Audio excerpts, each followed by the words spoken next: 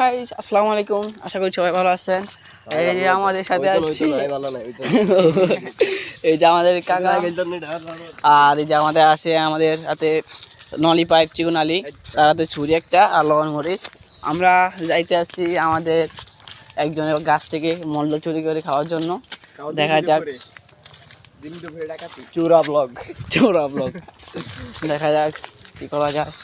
Wow, এগুলা কি ভাই, মন্ডল লাল লাল মন্ডল।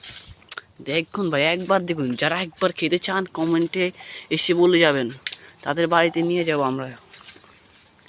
এই দেখুন কি সুন্দর সুন্দর মন্ডল। আচ্ছা,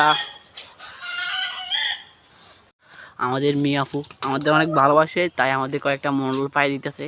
কারণ আমরা তো চুরি করে খাই না কোনো কিছু, তাই আমরা বলে পেতে আছি, ঠিক আছে। আর আপনারা যদি খাইতে চান কমেন্টে